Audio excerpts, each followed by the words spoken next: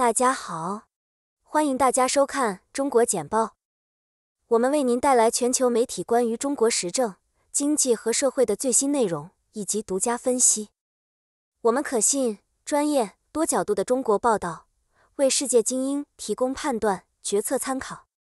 中国简报使用多种语言发行，包括文字、视频、播客、书刊多种形式。同时，我们也在6度世界进行全天候播放。欢迎收看本期中国简报。今天是2023年4月19日，在中国简报，我们为您带来来自全球媒体的中国政治、经济和社会的最新消息，以及独家专家分析。如果您觉得我们的内容有帮助，请订阅我们的时事通讯。这是今天的独家见解。独家分析，揭秘浙江经济崛起与虚幻的第一桶金。一些人以为浙江经济发展是因为走私，因为假冒伪劣，浙江经济起飞所谓的第一桶金是这样形成的。确实，浙江在改革开放初期出现过走私假冒伪劣这种情况，尤其在沿海，在渔民打鱼的过程当中，会从海外走私一些消费品，录音机、雨伞、墨镜等等，利用那些从海外走私过来的东西赚了一桶金。也有一些人制造假冒的皮鞋，各种各样的质量低劣的产品。就像前些年我们在国际市场上，中国的商品价格便宜又漂亮，但是质量就很差，人家就觉得你是假冒伪劣。从浙江的情况看，一些人确实赚到了钱，但是在那个年代80年代不能形成资本积累，大多数没有变成资本，整个社会缺乏资本增值条件之下，大部分都只是消费资金。我80年代认识一个老板，当时非常有钱，几百万，80年代几百万，相当于现在几百亿的一个老板。他当时说，我的钱就是子子孙孙吃几代都吃不完，瞅着怎么花钱。他就买了一个面包车，就是现在50面包几万块钱，但当时很多单位都没车，他自己买一个汽车，一天到晚闲着没事干。他也没地方投资，就存在银行。他当时钱虽然很多，他就是光消费了，没地方投资。过了10年以后，到90年代的时候，我有一次碰到他，我说你怎么了？现在他说我又去干活去了，搞基建。他买了一些挖土机，他以前就是搞基建，挣了一些钱，现在又去赚钱。到了90年代，他几百万钱就显得不是那么多了，而且90年代这些钱可以成为资本，有增值途径了。80年代那些人所谓的第一桶金，他当时赚到钱，并没有成为资本，往往都消费掉了。浙江人，浙江经济系列之12。本文作者野风，浙江研究学者。随着中国电动汽车成本的下降，出口浪潮正在形成。路透社，中国的比亚迪本周推出了其 C-Go 电动汽车 EV， 续航里程超过300公里，起价略高于11000美元。分析师表示，降价电动汽车反映了日益激进的中国汽车制造商市场对老牌竞争对手的通货紧缩影响。面对日益激烈的行业竞争，特斯拉今年已经降价6次。中国电动汽车产量激增，预计每年向欧洲出口100万辆汽车，相当于去年市场的 8% 左右。到2023年中期，印度人口将超过中国近300万。联合国，日经亚洲，根据联合国人口基金的一份报告，到今年年中，印度的人口将超过中国，成为世界上人口最多的国家。报告显示，到2023年年中，印度人口将达到 14.286 亿，而中国为 14.257 亿。上海车展人群涌向比亚迪海鸥。路透社，中国最大的电动汽车制造商比亚迪本周在上海车展上发布了其最新款电动汽车。这款名为海鸥的汽车零售价为78000元人民币，11300美元，约为其他地方最便宜的新能源汽车价格的一半。该车将提供305公里和405公里2种续航里程，并配备快速充电系统，可在30分钟内从 30% 充电至 80%。战略咨询公司 Automobility 的首席执行官 Bill Russo 表示，海鸥将在推出后的6个月内成为中国最畅销的汽车。广东人口44年来首次下降，凸显经济困境。南华早报，中国主要出口省份广东省在2022年出现了40多年来的首次人口下降，这将对经济产生重大影响。广东省统计局数据显示，常住人口12657万人，同比减少27.2万人。这是自1978年开始收集数据以来的首次下降。同时，联合国人口基金的世界人口状况报告显示，到2023年中期，印度人口将超过中国，印度人口预计将达到 14.286 亿，而中国为 1.4257亿。日本抗议中国卫星发射前令人遗憾的信息不足。南华早报，日本外务大臣林吉正就中国最近发射气象卫星的信息不足向中国提出投诉。尽管没有关于损坏的报告，但火箭碎片对日本附近的东海地区构成了威胁。周日发射前，北京方面未就日本的要求作出回应。中国在台湾北部和钓鱼岛附近设立了禁航区和禁飞区。随着美国禁令的临近， TikTok 可以从大型科技公司那里获得生命线。彭博社，微软、苹果和 IBM 等美国科技公司一直在游说限制可能导致美国禁止 TikTok 的立法范围。这些公司担心他们可能会受到参议院法案的影响，因为该法案将允许商务部长评估国家安全风险，并可能禁止中国或俄罗斯等敌对国家拥有或运营的任何技术。该法案得到了两党的支持，并被提倡为一种基于规则的方法，但如果获得通过，一些科技高管认为，他们的公司可能会因包括中国技术在内的任何事务受到国家安全审查。也有来自自由主义者和进步主义者的批评，他们声称拟议的合法化是国家控制的巨大扩张。关于禁止 TikTok 的立法之争，反映了围绕美国企业对中国硬件和软件的依赖的更广泛问题。虽然美国公司正在将生产从中国转移出去，但中国仍在制造关键的硬件组件。据彭博社报道，大约一半的存储、服务器和网络套件的关键组件是在中国制造的。此外，大多数电子产品制造商都依赖中国技术。拟议立法的批评者认为，需要更全面的隐私立法来限制所有在线产品自动收集数据，而不是专注于被来自敌对国家的所有者挑选出来的公司。以中国为首的贷款机构将于下月再次召开赞比亚债务谈判。彭博社，据匿名消息人士称，赞比亚官方债权人在中国牵头的债务重组谈判中取得了进展，并可能在下次会议上签署谅解备忘录。该协议是从国际货币基金组织获得 1.88 亿美元拨款的先决条件，该拨款是13亿美元支持计划的一部分。赞比亚128亿美元的外部贷款自该国去年违约以来已经进行了重组，这是自大流行开始以来非洲的首次违约。自2021年6月在20国集团共同框架下成立双边债权人委员会以来，谈判一直在拖延。不良贷款洗牌，中国国有企业如何让债务消失？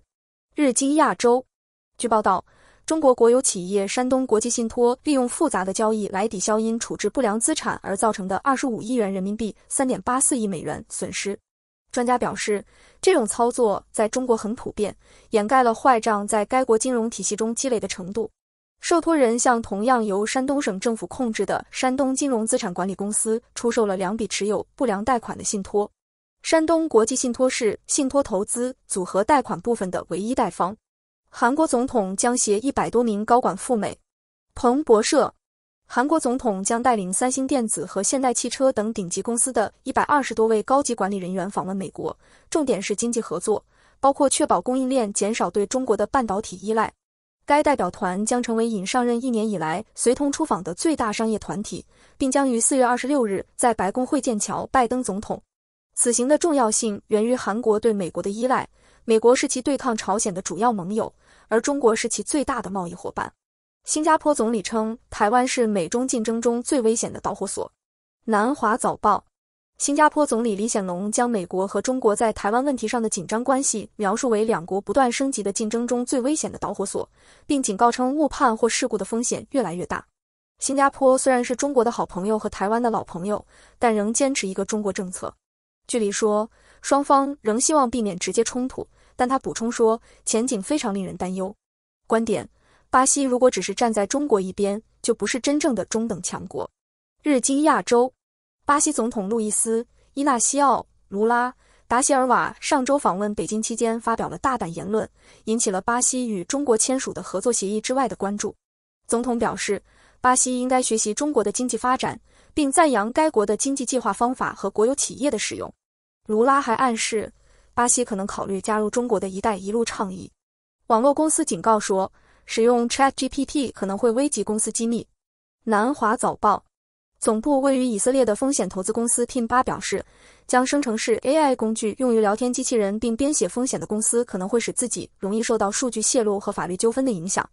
虽然在客户服务和其他领域很有用，但该技术可能会被黑客利用来收集敏感的业务数据或破坏公司。据报道，该报告由美国主要企业和美国国家安全机构前高管签署。报告指出，如果采取足够的谨慎措施，风险是可控的。ASML 中国第一季度销量下滑，但未来9个月有望走强。路透社近日公布 Q1 业绩好于预期的 ASML 预计，中国大陆销量将在2021年第一季度下滑后回升。中国大陆销量仅次于台湾和韩国，但市场担忧地缘政治格局对 ASML 存在的影响。美国正在寻求限制芯片制造设备，因此美国政府预计荷兰政府将在2021年夏季出台新的出口规则，限制 ASML 制造的某些可能具有军民两用、军事用途的设备的出口。中国宁德时代推出客机用凝聚态电池。日经亚洲，中国电池公司 CATL 推出了一种凝聚态电池，据称可以为电动客机提供动力。半固态产品的密度为500 Wh/kg， 宁德时代表示超过了锂离子电池300 Wh/kg 的密度。它正在与未具名的合作伙伴就产品的安全性展开合作，之后计划投入生产用于电动汽车。CATL 去年承诺到2025年实现其所有电池制造厂的碳中和，到2035年实现整个电池价值链的碳中和。电池生产约占电动汽车生命周期中产生的所有排放量的 40%。复苏仍在轨道上，中国可能会保持贷款基准稳定。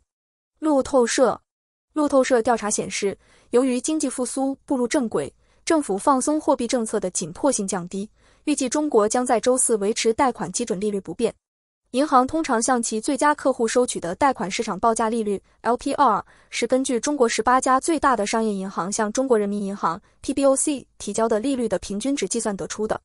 LPR 是针对不同期限的不同贷款而设定的。民意调查显示，30名受访者中有27名预计1年期 LPR 或5年期 LPR 不会发生变化。乌克兰现场简报，泽伦斯基就战斗机问题游说美国议长，邀请他访问。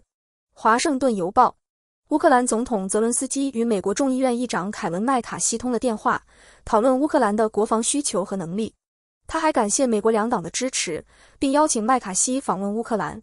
与此同时，美国国防部长劳埃德·奥斯汀本周在欧洲进行会谈，包括在德国与乌克兰防务联络小组会面。该小组由来自支持乌克兰抵御俄罗斯侵略的国家的高级国防官员组成。乌克兰最新消息，备忘录指出俄罗斯对中国科技的依赖。彭博社，根据斯堪的纳维亚公共广播公司的一项调查，俄罗斯被指控使用民用船只收集有关北欧水域关键基础设施的情报。报告中列出了大约50艘船只，其中强调了风电场、电力和数据网络电缆以及天然气管道是可能的目标。与此同时，根据莫斯科官员准备的一份此前未公开的报告，俄罗斯国家官员警告说，该国正变得过于依赖华为等中国科技公司。苹果供应链转移，富士康在华时薪跌破3美元。南华早报，由于供应链从中国转移，苹果最大的合同制造商富士康降低了其深圳园区工人的小时工资。在此之前，苹果正寻求在郑州供应链中断后实现供应链多元化。与此同时，据第一财经报道，富士康郑州工厂目前只有约7万名工人，不到设计产能的一半。目前 85% 的 iPhone 在中国组装，但印度制造的设备去年增长了 65%。分析师预测，到2027年，印度将组装多达 50% 的苹果 iPhone。菲律宾马克思将就台湾问题与中国特使谈话。彭博社，菲律宾总统小费迪南德·马克思 Ferdinand Marcos Jr. 计划与北京驻马尼拉大使会谈，以澄清这位特使围绕台湾独立发表的有争议言论。据报道，黄说菲律宾在台湾独立问题上火上浇油，并引起了中国人民的广泛和严重关切。迷失在翻译中。中国驻马尼拉大使馆后来表示，大使被错误引用。中国外交部长秦刚于7月16日访问菲律宾，以加强在地区安全问题上的联系与合作。观点：马斯克的人工智能梦想以灾难威胁人类。电报：特斯拉首席执行官兼控股股东埃隆·马斯克宣布，他将开发一个他称之为 Truth GPT 的人工智能程序，显然是为了减轻人们对人工智能危险的担忧。该计划旨在创造一个最大程度寻求真相的人工智能，试图了解宇宙的本质。马斯克声称，人工智能不太可能消灭人类，因为我们是宇宙中有趣的一部分。马斯克还表达了对 AI 危险的担忧，加入了来自技术、商业和学术界的大约1000个其他签名者的行列，呼吁停止 AI 系统的扩展。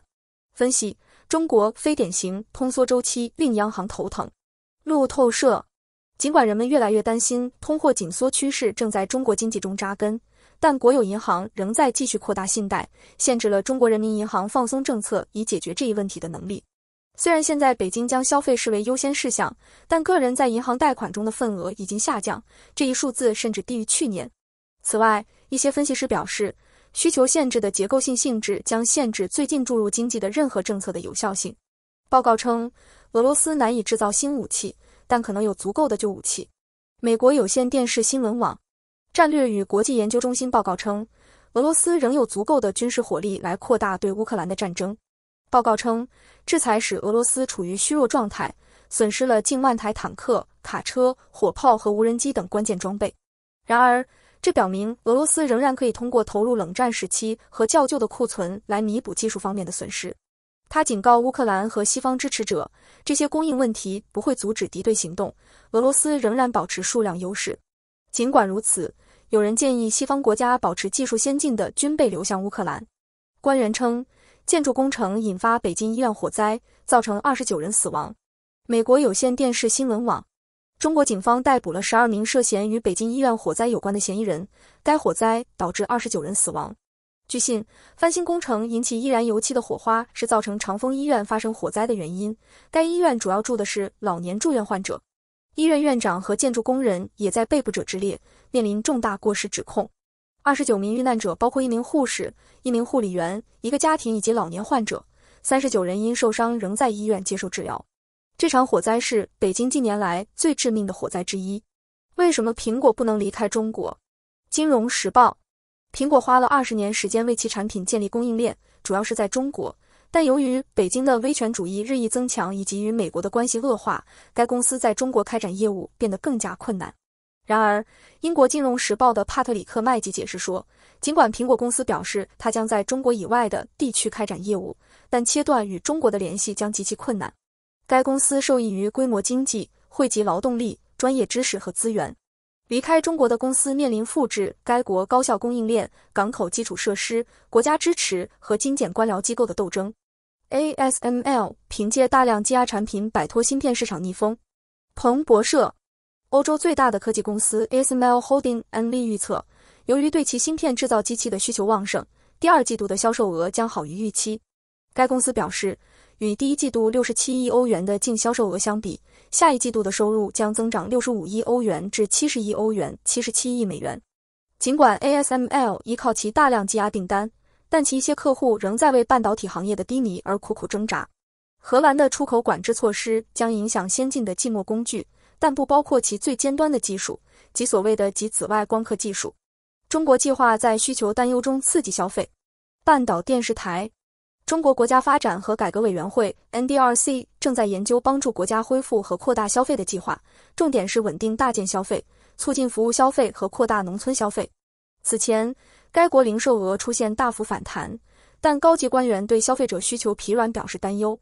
中国当局称特斯拉因工人死亡受到惩罚。彭博社：据财新环球援引地方当局的调查报道，特斯拉上海工厂一名工人因风险控制措施失败而死亡后，特斯拉可能面临处罚。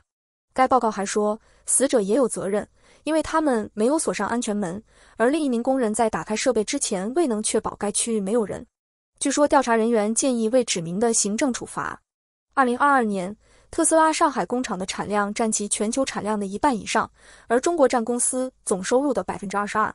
海通在 8.4 亿美元的资产井喷后控制香港子公司。南华早报：海通证券上个月宣布，在市场动荡的情况下，该公司将在2018至2019年录得最大亏损66亿港元和 8.41亿美元，之后将重组其香港投资银行。母公司已派出一个工作组到香港审查其业务，作为重振海通国际证券集团的举措的一部分。海通国际首席执行官表示，该提议旨在创建一个海通，将公司所有业务集中在一起，并连接香港和大陆团队。证券公司是一个整体，他说。北京的崛起让巴黎债权人俱乐部影响力下降。金融时报： 1990年代，解决新兴市场债务危机的传统债权人网络已不复存在，这使得债务重组更像是一场相互指责的游戏。中国已经取代了巴黎俱乐部，而随着借款人越来越多地通过债券市场借款，伦敦俱乐部已经失去了相关性。中国一直被指责以优惠条件放贷，这增加了它对其他债权人的影响力，并隐藏了对其他贷方的优势。分析人士预测，随着全球借贷成本上升和增长疲软，促使更多主权发行人破产，债务重组将需要数年时间，而且对于违约者来说，进展缓慢的令人沮丧。通过中国简报了解全球与中国相关的最新消息、分析和政策简报。我们的团队汇总、综合和总结来自各种来源的最重要信息，包括媒体、智库、政府机构和行业专家。我们的使命是为您提供易于访问且非常有价值的信息。这些信息是根据您的特定兴趣领域量身定制的。我们了解与中国相关的最新发展的重要性，并旨在让我们的读者能够理解这些信息。访问我们的网站，加入对话并随时了解与中国相关的最新消息和发展。